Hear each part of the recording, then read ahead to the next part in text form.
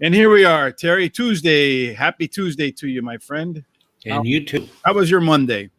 Oh, my Monday was good. Yeah, it was good, except for that, except for the pick four there, where we didn't get the two middle ones. But We didn't get the two twos. no, and what's really—it's not surprising, but in a way it is.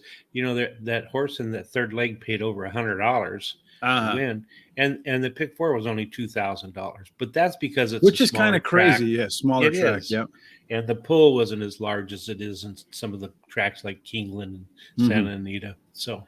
And that we talked about that money pool stuff on Thursday, if I remember correctly, and why. We did. So if you want to learn about how to use money pools to go ahead and determine what bets you should make or where you should bet, because it's a common question that we get is, what bet should I make on what race? So the way I like to look at that is through the money pools. Whichever money pool offers the most money is the one that I'm going to be in, because that's where you're going to get the biggest bang for your buck, which goes back to what my friend's father told me. Rich, if you're going to win, make sure you win big, right? So he always tell me, if you're going to do the slot machines, make sure you put the maximum amount in, because if it's the one time you got lucky, you want to make sure you get the maximum payout. So that's why I look at money pools. So if I get it right, I get the maximum payout. Yeah, I had somebody one time with me in Reno. They were playing the slot machines quarter, and it was one of the ones that you could put up to 5 and get the progressive, and they were putting 1 or 2 quarters in there. And I said, hey, you need to put all 5 in there. And this person said, well, I don't have enough quarters. So I said, okay, well, here. And I gave her a whole bunch of quarters, and she put 1 quarter in there. And I said, no, put 5 in there. Pulled the deal and hit the progressive jackpot, but she didn't get it. No, because she only had 1 quarter in there. Oh, that's exactly what my friend's father was saying. If it's going to be your day, you got to make sure that you maximize that output for sure. That's right. Yeah. But what's sad about yesterday, Terry, is that I sent you some photographs afterwards via text. And I do a lot of pace handicapping, as everybody knows that watches. I like to look at how the track sets up and the kind of horses that fit. And both of those 2 horses were like my 5th selection in terms of the first 2 that won, the Navy, whatever, was the 3rd fastest early and the 3rd fastest home. And I almost wanted to drive a nail through my big toe for not having that one. Yeah, I know it gets that way a lot of times. So it makes me want to get sick. Yeah. All right, let's talk about some news today, Terry. There is a possible race announcer opening. If you ever had aspirations or dreams to be a race announcer, there's going to be an opening, Terry. Yep. So get those. I don't know if you've got that dream. I don't, because I feel like I would screw that up royally. There would be big pauses like, the 4. Yeah, the 4 is on the lead now. What's that 4's name again? Yeah, well, I can tell you that I went to a museum or something like that in Kentucky, and they had a machine where you could do a call for the race, and I did it, and guess what? I did absolutely terrible. Yeah, well, that wouldn't surprise me. Not because I don't think you can get good at it, but I think it's one of those things that you really have to practice. And you see here over at Fort Erie, their announcer, Frank Salive, maybe, I'm not quite sure. He's retiring. So if you feel like that's the place that you want to take your career, get your resume taped together, send it off to Fort Erie, and who knows, you might be the next track announcer at Fort Erie, Terry. That's right. Yeah, you could do that for sure. Well, he's been announcing for over 3 decades, and he's been calling several races at thoroughbred and harness tracks, including the Fort Erie racetrack, Woodbine, Western Fair, Pompano Park, and he's had a really distinguished career. Indeed, he actually started out playing hockey, but I guess he didn't want to play hockey any longer. Fighting is much different than calling races. Yeah, I went to a fight and a hockey game broke out. Yeah, old joke, right? For sure. So then, if we can't be an announcer, Terry, maybe we can be an owner. What do you think about that? Yeah, that'll work. Sure.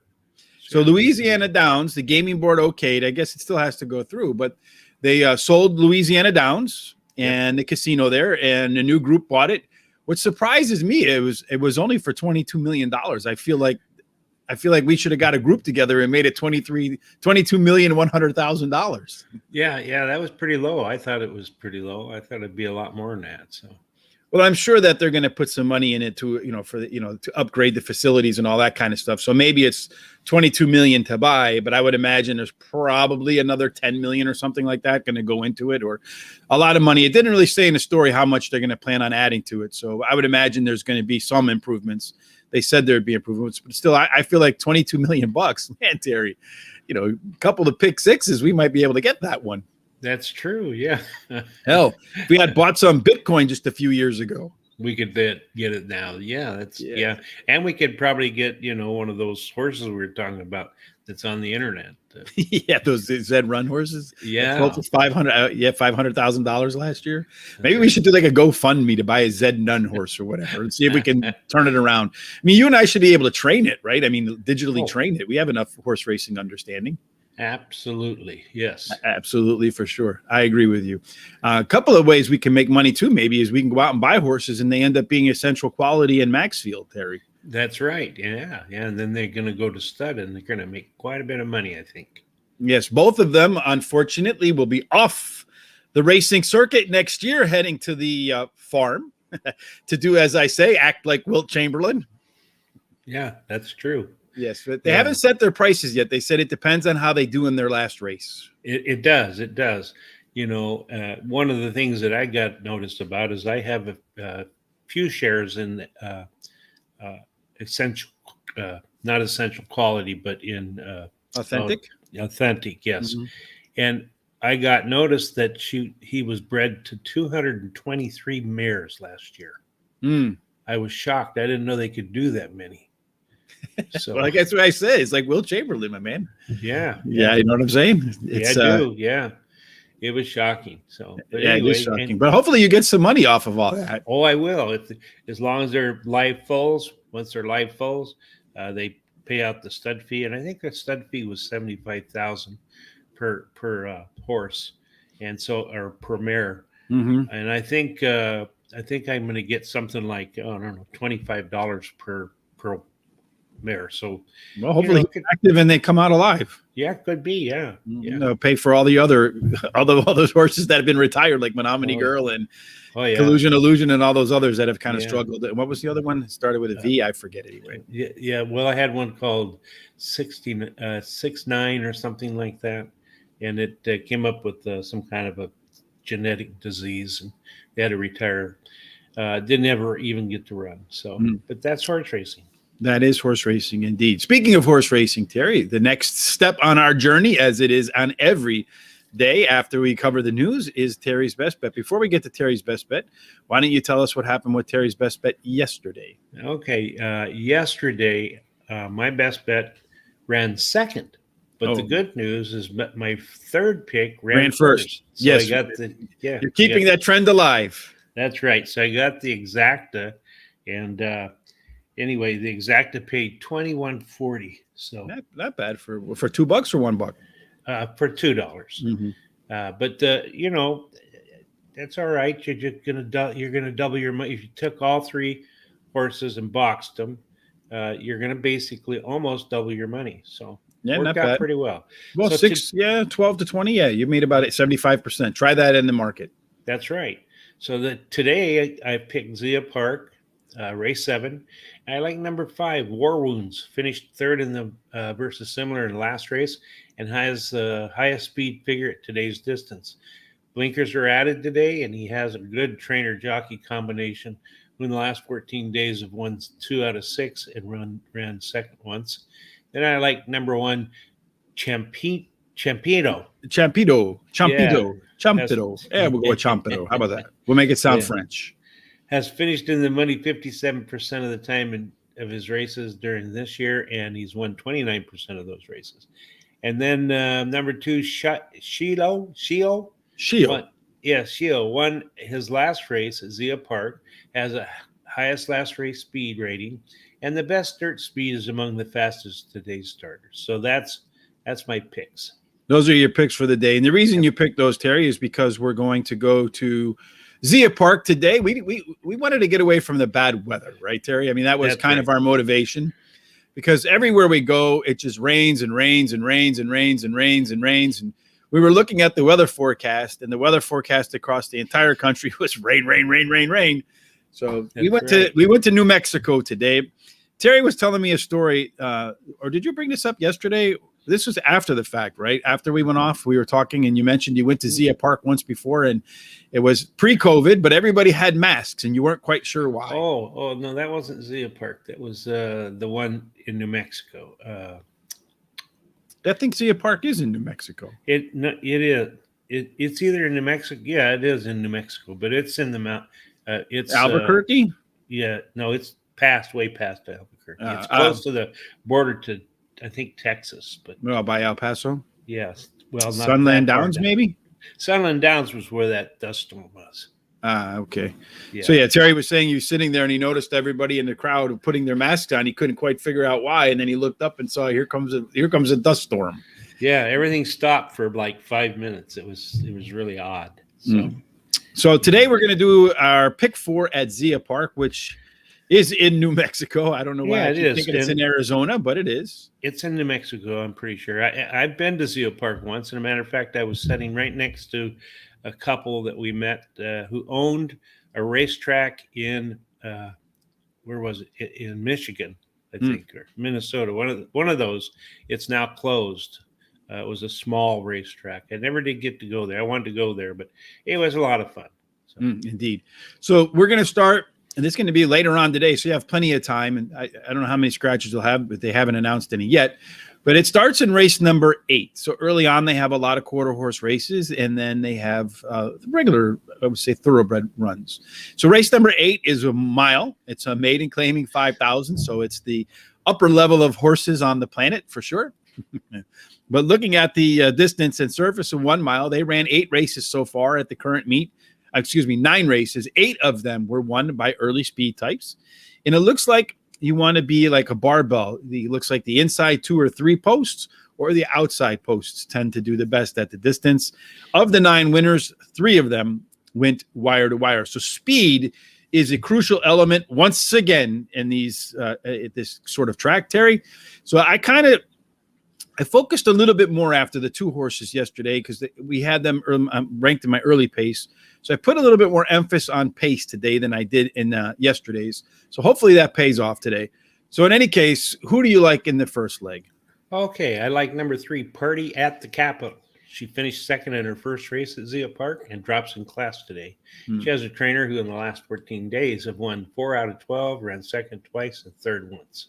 I don't know, all those people who partied at the Capitol in prison now?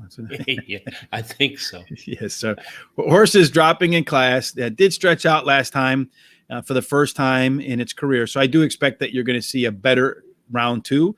And looking at the early pace too, Terry, on this race, the 3 horse is going to be, I think, about the 3rd fastest out of the gate. One of the faster horses out of the gate is going to be right to the 4 horses, Party at the Capitol, right to her inside, and that's Raise Our Flag. Boy, that does sound like the January 6th, right? Party at the Capitol, raising the flag, and end up in jail. But that horse does have the fastest early pace. Last time out was his first time across Zia Park. Showed a lot of early speed, first time at a mile as well. So I expect that you're going to see that speed hold longer in the second time at a route and with the drop in class. So I think like that class relief will help out too. I agree with you. It's my second pick, and has the best dirt speed among today's starters. So, okay, fantastic. Who else do you like, Terry? Okay, and my third pick is number 4, Miss Leah. Closed to finish 3rd in her last race despite studying at the break, and the race was only 5.5 furlongs, and now she stretches out to a mile. She drops in class today. And I wanted to have a closer in here. So you got the 4 in there as a closer. Yep. 4 didn't make my rankings today, Terry, but one that did make my rankings is the 6 horse, See You at the Top. Okay. The 6 horse last time out had the highest last race speed figure, which hits about the same as the favorite. It's about a 30, upper 20% angle in terms of just straight up winners. But I also like it when they drop in class off of the highest last race speed figure, one of my favorite angles there. So the horse is also going to be amongst the early pace. It or the 2 should be the front runner. And if you get to the front, you have, at least so far, a 33% chance to win. So you got the 4, I got the 5. We'll probably come back and discuss which one of those 2 we want to add later because I feel like, maybe we can put them both in now, Terry, because I feel like the next race we might be able to get away skinny, but I'm not sure. Okay. Why don't you Put them both in there and do that? Yeah. All right. So the next race, as I said, I feel like we can get away skinny because you got two horses. This is race number 9. And this race is 5.5 furlongs, maiden claiming 8,000. So it's a little bit more classy in terms of horses. You have, I think, two first-time starters in here. The 1 horse and the 4 horse. The 1 horse's workouts don't really look to be all that sparkling. The 4 horse looks like it does have some decent workouts. But the 2 horses that are getting to play from the odds maker are the 3 horse and the 6 horse. For me, Terry, I like the 6 horse over the 3 horse because he's run less. So he's only gone out to the track 6 times to try to find that first win, whereas the 3 horse has tried it 21 times, although finishing in the money in 11 of them.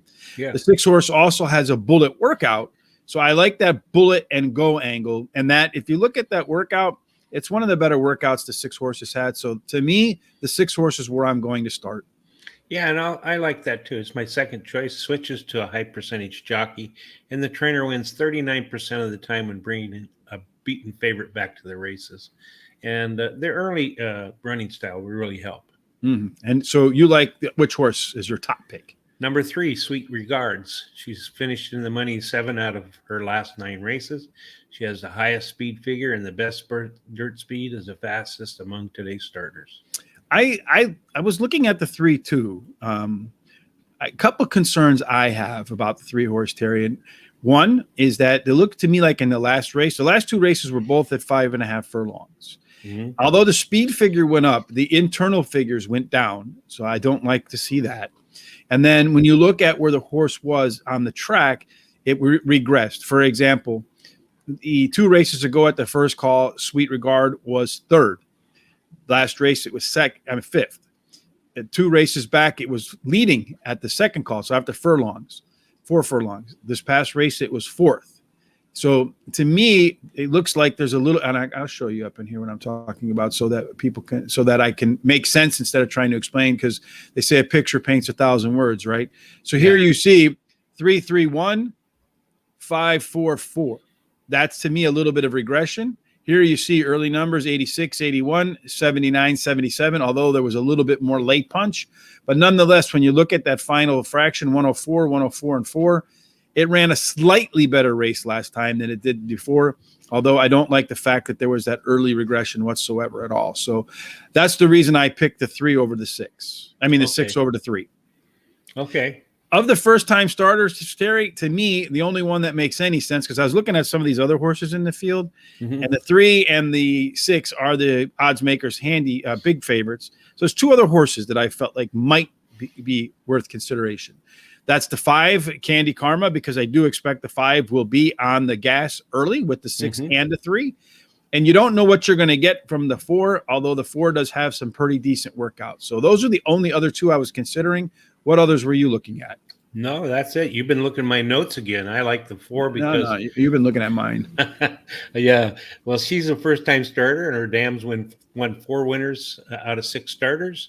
Her breeding suits today's distance. She has a sharp workout at Zia Park on the 19th at 47.2, 4th best out of 16, and a good trainer-jockey combination. So I also like the number 5, Candy Karma. Her early speed running style helps chances, and she has several good workouts in a row. Right. So she's also increased her speed figure, 1, 2, 3, 4, 5, 6 straight races. I don't know how easy it is to go 7 in a row, but the horse seems like it's getting better and better and better and better and better. And last time out, you saw some improvement in the first half of the race, unlike the 3 horse. So that's a tough call between those 2 for me, Terry. And I don't know which one we're going to go with, because I feel like in the next 2 races, Terry, it's going to be just wide open because you got deep fields. Right. Race 10, you have a 6.5 furlong race. I think you have a field of like 13 horses or something like that, if I remember correctly. 10, 11 horses. 11. Oh, in the 7th race? In race number 10. Oh, yeah. Yeah, there's 11 horses. So 6.5 furlongs. Have been 15 races at the distance, Terry.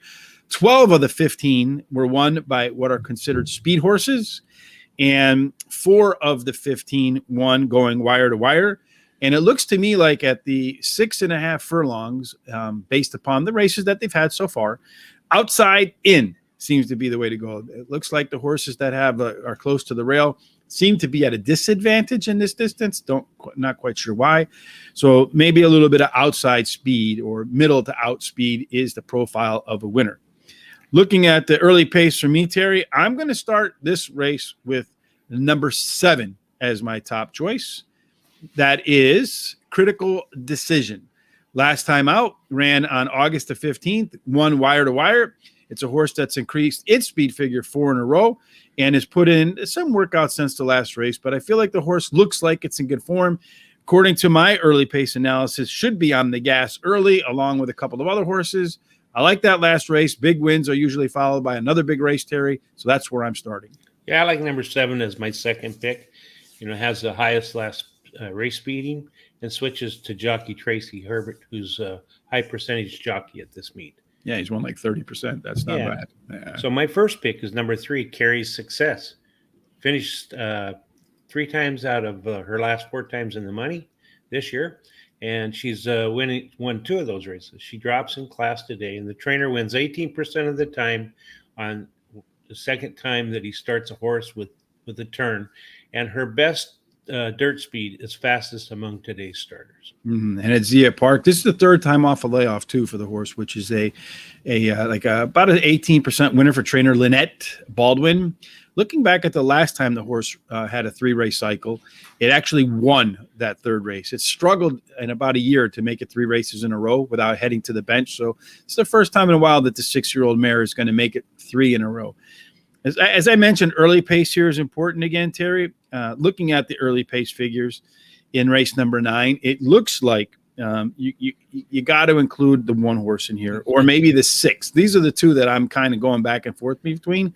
They both should be fast out of the gates. La Rosa Drive is the 6 horse coming in from, looks like, Canterbury Downs, I think. Yep, Canterbury Park, yes. Yes, and has worked out okay at Zia Park. And then there's the 1 horse, which is Lasting Light, excuse me. Yes. Was the favorite last time out for Dick Capalucci, I guess, and Luis Negron as the jockey trainer combo there. I do like the fact that it came out of the gate smoking fast and tends to improve in the second race, Terry. So as much as that the insides have struggled, I'm going to put the 1 slightly ahead of the 6. Good, because that's my 3rd pick. She ran 3rd in her last race, and in her first race at Zia Park, the trainer wins 28% of the time when he brings a beaten favorite back to the race. So, and who do you think we should put in here in the 4th spot? Well, number 6 is was my 5th pick, but my 4th pick was In Vodka We Trust. She drops in class today, likes the distance, winning 33% of her starts, and the track winning 50% of her starts at that track. All right, so you like In Vodka We Trust, the 4 horse that that's the Triple Clowns angle, the horse that has alcohol in the name. Yeah. Nice long shot there. I have a little bit of a price too, Terry. Maybe well, not so much of a price. Maybe it doesn't work, but as I mentioned, outside speed seems to be okay. Yeah. City on the Nile, the 11 horse, is on the outside. It does have some early speed. Has raced from the outside before and managed to get to the lead. So I like City on the Nile as another potential speed horse in here. So we're going to have our work cut out for us to figure out where we're going to go. This is what I felt like. This is going to be like these races are wide open because it's not the highest level horse racing, and you got a lot of horses that are fairly competitive, I feel like. Yeah, and there's one I want to put on the outside in case there's a couple of scratches that really kind of scares me. It's the number 8, Singing Mary. So we're going to have the whole field here. Why don't we just all this one? I'd love to do that. I really would. Well, maybe we should go 3, 6, 3, all. Bring that home. That might work. Yeah, it might. I've done that before. I'll tell you that right now. So race, but you got a maiden claiming 5,000, maiden claiming 8,000. You can't single a horse in those. No, I agree. Race number 11 is a 5,000 claiming for non-winners of 3 lifetime fillies and mares, 3-year-olds and up that have not won 3 races. So very simple, old-fashioned type conditions there. this race is 5 furlongs. And when you look at it, they've had 11 races, 9 of them won by speed horses, 4 going wire to wire. And it looks like you want to have kind of a barbell approach. The inside horses and the outside horses have done the best in the limited racing so far. On the early pace, Terry, again, I'm going to start with this 7 horse again. This is a horse that should have some early pace to it. That's Blue Exchange. Last time out, it blew by everybody in its first race at Zia Park.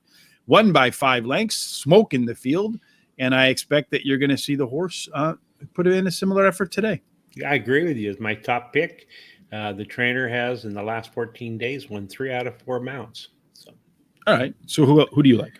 Number 1, Amy's Honey. She finished 8th in her last race after breaking badly, but she shortens to 5 furlongs, which fits her early running style, and she gets the rail post, which is winning at 28% clip.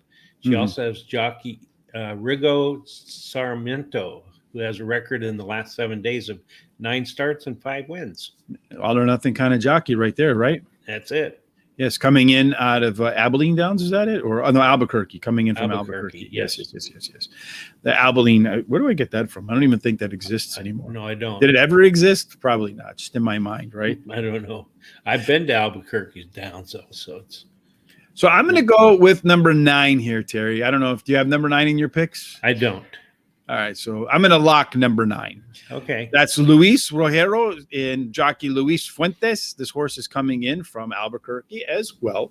Has raced once before at Zia Park. It's been on the bench since August the 21st, but I'm looking at that workout on October 19th at Zia Park. How a horse trains at a park, a lot of times is how he runs at a park. He was the fastest of 16, but if you look at that time, 46-1. As I look through the horse's races before, only twice, and I don't even think even twice, only maybe once in this horse's career has it run 4 furlongs in a race faster than 46-1. That tells me that this horse probably likes this track, is probably going to be blazing fast here, and could get to the lead and been all over drinking. Well, there's another alcoholic horse. I think the alcoholic horse could be fast. Yeah, I looked at this horse really close because I loved that workout on October 9th. So when you compare it to all his other workouts too at 4 furlongs, it's just either the clocker didn't clock it right or he ran a blistering time. I'm hoping that's right. I hope it was a blistering time. Yeah, dude, so do I. So go ahead and lock that in. I did. I know. So who else do we got? Number 10, Carmen's Dance. She finished 2nd in her last race in her last races at Zia Park, and she switches to high percentage trainer Martin Valdez Cabral. Are you going to lock that one, Terry? Yeah, I'm going to. All right, good. So we got the 7, the 1, the 9, and the 10. I didn't put the 10 in my picks because, as I mentioned, pace is pretty important, and the 10 horse did not rank very high in early pace. And then I also looked at it, and when you look at that 10 horse, when he's gotten off to when he showed early pace, it's when he was to the inside with post position. One time when he was the 7th out of 8, but a lot of times when he was 9th, he struggled when he was in deeper outside field. So, and that was at Zia Park too. I didn't like the fact that he struggled at outside posts before at Zia Park, but hopefully today is the day he overcomes that curse. He had a little excuse, so he's running against the tougher horses in those 2 races. So higher class horses. Yeah, he does have a lot of speed to his inside though, so she's going to have to definitely giddy up and go to clear. The other horse that I liked in this spot, Terry, was the 8 horse. So if there's a scratch for me, I would replace it with the 8 horse. I am agreeing with that. I like the 8 too. Laughing Rocket. She's won 2 out of her last 3 races. Likes the distance, and her early running style will help her chances. So yeah. So we can get creative now, Terry. We can leave the 6 and the 3 in race 9, or we can put the 5 or the 4 in there, the first-time starter or the other horse that has some speed. And then we can fill one more in race 10, or we can leave the 6 and 3, and we can put some other horses across race number 10 and 11. I'm going to leave that very important call up to you. I think I'm going to stick with leaving it just the 3 and the 6 and the 9th, even though the first time starter scares me. So I think I'd rather do that. Okay, so that means we're at $12, $60. right? 12. What 4 times 3 is 12. So 48. So if we add the 8 in down here, right? So let's just do that, right? Uh-huh. All right. So if we add the 8 in here, now we have, that's what? That's 20 times 3 is $60. Mm-hmm. So 20, right? So that's 5 times 4 times, no, that's $60. Yeah, times 3 is 60. So that means we can do, if we do 4 times 5, so 16 times 5, right? 16 times 5 is 0, 30, 80, 16 times 6, 36, carry the 1, 30. Okay, so we can add one more horse in race number 10, it looks like to me. Okay. Which one is it going to be, Terry? Let's you know what? Let's add the 6. You want to go with the 6? Okay. Yeah, because I like it's coming in from Canterbury Park, and she finished second in her last race. She's finished in the money 6 out of 10 races this year, and she's won 2 of those races. So, all right. Well, I mean, to me, the other choice was the 11 horse. So I'm okay with that. I might have slightly leaned the 11 because of that speed over the 6 out of the gate, but that's okay. Well, the 6 has some early get it up and go to. Probably going to be on the front. All right, there's our ticket, Terry. I think that works out to, I think, $90. I'm not 100% sure. See, 16 times 5 is what, Terry? 90, right? 90, yes. Yes, indeed. So in race number 8, we like the 2, the 3, the 4, the 5. Race number 9, we're going skinny, the 3 and the 6, hoping that neither the 4 or the 5 shows up or any of the other horses. In race number 10, the 1, the 3, the 6, the 7. And then in race number 11, we have the 1. And then 7, 8, 9, 10. So on the outside, as I mentioned before, outside speed seems like it might work out. And then the inside. So we got the barbell approach, just like the track bias admits, or seems to show. That's our fly for at Zia Park. It won't be coming up until, like 5 o'clock or something like that? It starts kind of late. Yeah. 5 o'clock Eastern. So you have plenty of time to get prepared. The horses on the right are alternatives in the event there are some scratches. Let's take a look at how you and I thought it up, Terry, on our own in terms of the hot dog pick force. Terry, you didn't spend your whole allotment. I was kind of shocked that you only went 3 deep in race 11 because you still could have put another one in there, but that's up to you. Or I must have goofed up because I wanted the – yeah. Well, that's all right. Leave it like that. Well, you could. Which one would you have added? The 6 horse there? Let me tell you what I have here. I have the in the 8th or in the 10th race. I added the 8. Oh, so you wanted to add the 8 there? Yeah. Okay. So in race number 10, add the 8 horse. Yes. It was not on the sheet that I had. Otherwise, I would have put it in there. Maybe it was on and I just missed it. So, all right. So Terry has the 8 horse in race number 10 as a late addition there. So he went 3, 6, 3. I mean 3. Soloing the 3 in round 1, 3, 6, 1, 3, 4, 6, 7, and 8. I missed the 8 horse. That means Terry's going to win with that 8 horse. Race number 11, Terry went with the 1, the 7, and the 10. For me, I went 3, 6. I soloed the 6 in race number 9.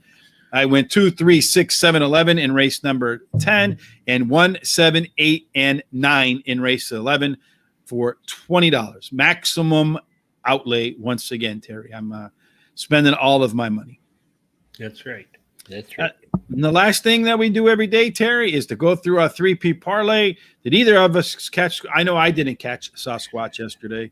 I think you had one that ran 3rd, right? I did. My middle leg ran 3rd, but the outside leg and on both sides won the races. So yeah, these horses, the 3P parlay, these are horses that Terry and I feel like can do well and are probably good horses to center around like exactas, trifectas, maybe, singles and vertical races and stuff like that. Well, I'll tell you, if you look at how we've done, we haven't won a lot of the place picks, but almost all of our horses run at least 3rd. So yeah, a high percentage in the money for sure. Yes. So you like Grants Pass today? I do. And you went with the 1 in race 3, the 5 in race 5, and the 1 in race 6. Mm-hmm. More honor, Swiss script, an awesome image. For me, I went to Indiana Grand. These are partially best bets at Guaranteed Tip Sheet and also the top selection. So you can get them over there at Guaranteed Tip Sheet. Also a free track today. I'm not sure which one it is, but go over to guaranteedtipsheet.com and find that. For me, I went with Indiana Grand race 6, Abuela's Humor. So that's grandma's humor in Spanish, in English, so Spanglish. Race number 7, Joy of Treasure. Yes, it is always a treasure when you win. And race number 8, El Bohemio. And I have no idea what El Bohemio means, Terry. So I just know that I wanted to finish in the winner's circle. Maybe that's what it says. That's probably what it does say. Say El Bohemio in the winner's circle for Rich, for sure. Yep. All right, Terry, that wraps up our terrific Tuesday together with Terry Hollywood. Hey, myself. Any final thoughts before we get up and out of here? Well, I have a couple. First of all, tomorrow we're doing Kingland, and I was looking at the fields, and there's some big fields in the pick 4, and I've got a feeling there's going to be a really nice playoff there. So I got a feeling the track might be a little wet too, because it's been raining like crazy. So look for those horses on the turf that have run on a yielding surface. Yeah, all the tracks I'm watching here, it's raining. But anyway, I also want to say don't forget to subscribe to YouTube. Follow us on Twitter at Racing Radar. Like us on Facebook at Racing Radar also. Yes. If you're on YouTube and you like what you saw today, 2 things. Tell your friends about us, Horse Racing Radar TV. If you like it, give us a thumbs up. The more thumbs up we get, the higher up the algorithms we go, the more people see us, and then maybe we can get to 1,000 viewers or subscribers, and then, hell yeah, help us get to 1,000 subscribers. Then YouTube might start sending us some checks instead of us creating money for them. That's right. And then also follow us on Twitter at Racing Radar, like Terry said, and like us on Facebook, because when we go live, if you do like us on Facebook, again, we go up their algorithms and we go live, you'll be notified right away. That wraps up this Tuesday, Terry. As always, it's my pleasure. Hopefully, our Zia Park picks today stuff your pockets full of cash, and we see at least one horse from every one of our picks in the winner's circle. Absolutely, Terry. Have a fantastic Tuesday, everybody.